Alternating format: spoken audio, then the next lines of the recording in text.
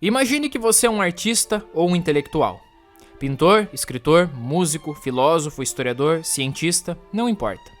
Por anos, toda a produção artística e intelectual de seu país estava sob o controle restrito e opressor do governo e seu líder sanguinário. Eis que, sem explicação, o governo decide que chegou o tempo de mudanças. Uma nova era no campo intelectual e artístico irá começar no país.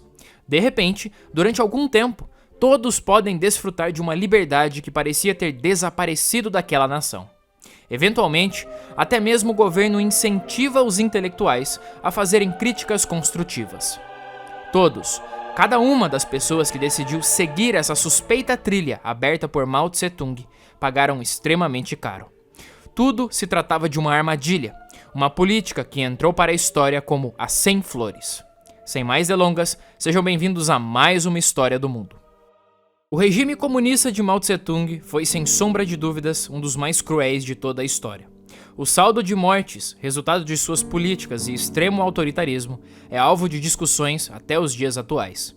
Contar a sua história e a história de seu regime é uma tarefa que exigiria uma produção muito maior, o que podemos fazer caso vocês queiram. Mas neste vídeo, gostaria de apresentar uma das ações mais desprezíveis do governo comunista chinês. Antes de falar dessa política, voltemos um pouco no tempo e observemos o que se passava com o mundo comunista naquele período. Em 1953, Stalin morreu. O líder soviético, em diversos episódios, teve uma ligação com Mao.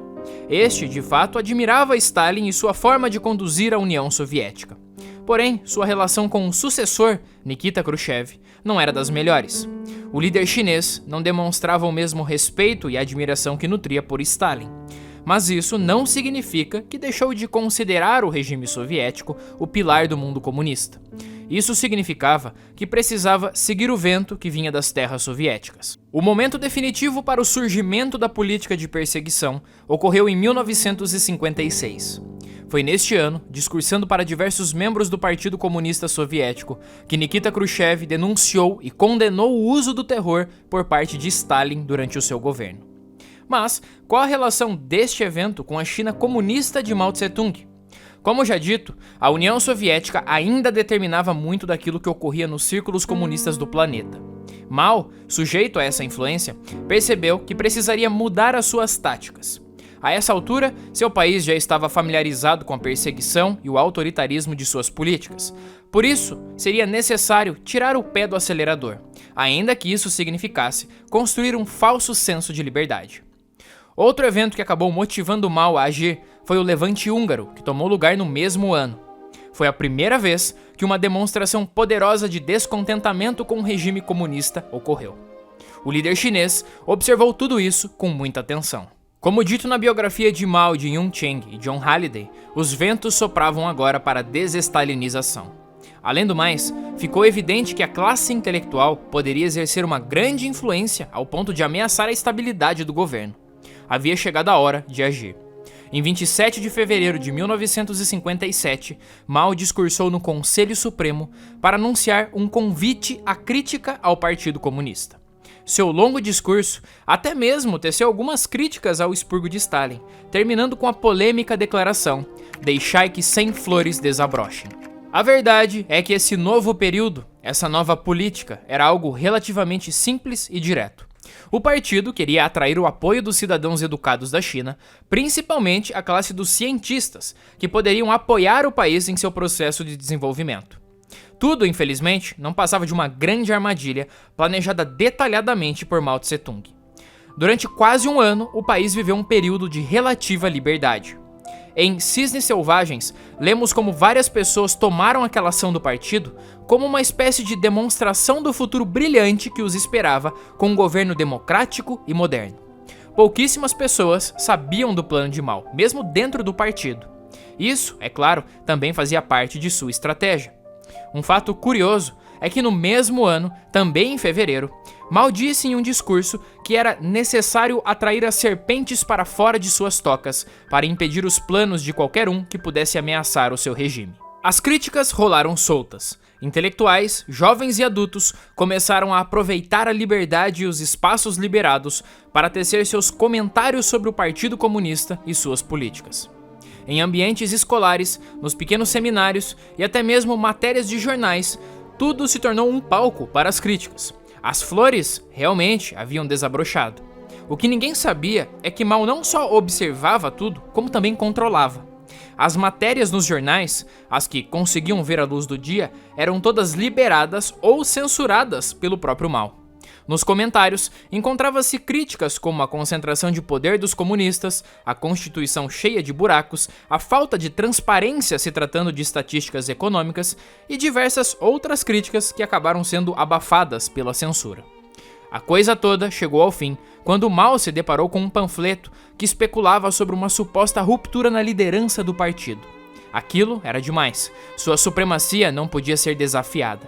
E como membros do partido não sabiam do objetivo das 100 flores, ele decidiu que era hora de começar a caça. Em 7 de junho de 1957, ele ordenou que o Diário do Povo informasse a proibição de qualquer desafio ao partido. Foi aqui que começou a perseguição aos direitistas.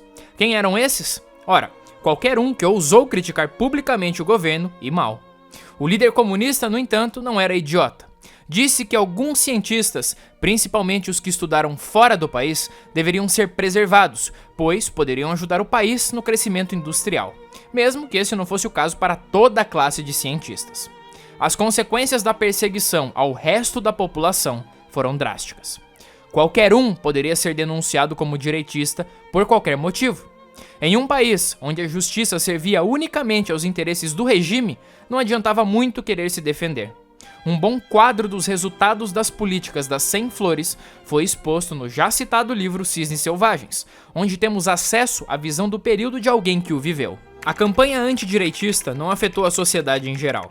Os camponeses e operários prosseguiram com suas vidas. Quando a campanha acabou, após um ano, pelo menos 550 mil pessoas tinham sido rotuladas como direitistas: estudantes, professores, artistas, cientistas e outros profissionais liberais. A maioria foi demitida do emprego e tornou-se um trabalhador braçal em fábricas ou fazendas. Alguns foram mandados para trabalhos forçados. Eles e suas famílias tornaram-se cidadãos de segunda classe. A lição foi brutal: não se toleraria crítica de espécie alguma. Como demonstrado, as consequências da política das 100 flores foram brutais. Atingiu-se o ponto onde homens e mulheres se divorciavam para que não tivessem associação com alguém que foi denunciado como direitista.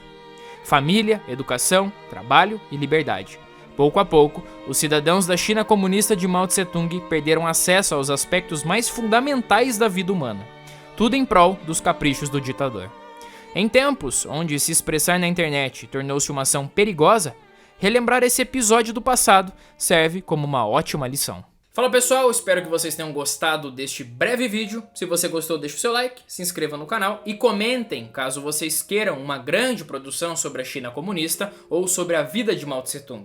Na verdade, essa história me chamou a atenção quando anos atrás eu estava lendo algumas biografias de Mao Tse-tung e eu li sobre as 100 flores em livros diferentes e aquilo me pareceu algo chocante. E hoje em dia, quando observamos o estado atual do discurso na internet, ou da impossibilidade do discurso livre na internet, eu acho que é o momento propício para que um vídeo como esse venha ao ar. Talvez ele seja desmonetizado, mas conto com o apoio de vocês compartilhando, dando like. Assista às outras produções, me siga no Instagram, todos os dias eu falo sobre o estudo da história.